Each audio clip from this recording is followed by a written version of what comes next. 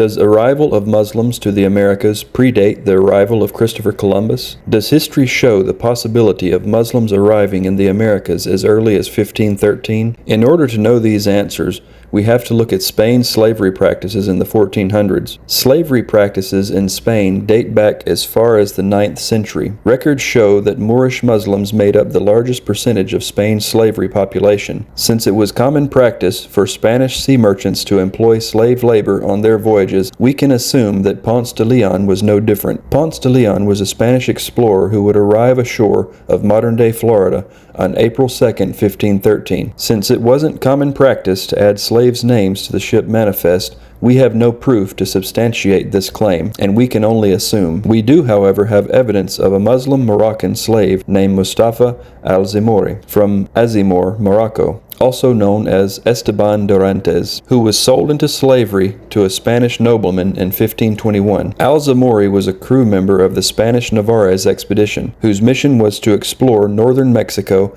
and the southern parts of the Americas. Al-Zimori has been referred to as the first great African man in America. It was also noted by the explorer Cabeza de Vaca that he was an Arab-speaking black man, native to Azimor, Morocco. History tells that they left Cuba in 1528, traveling along the coastline of the Gulf of Mexico, starting at Florida heading westward, where they shipwrecked near Galveston. Al-Zimori and 3 other survivors washed ashore on Galveston Island, where he found himself enslaved once again by the Coyotecan Indians in 1532. He spent the next 4 years of his life on the Texas Barrier Islands to escape in 1534. Making it to the mainland, they posed as medicine men traveling southwest through modern-day Mexico. He encountered numerous Native American tribes who treated them with great respect as medicine men, offering food, shelter, and gifts. The villages often celebrated and showed great honor of their arrival. They traveled throughout Mexico until March 1539, where it is reported they were attacked by the Zuni Pueblo natives, where it was assumed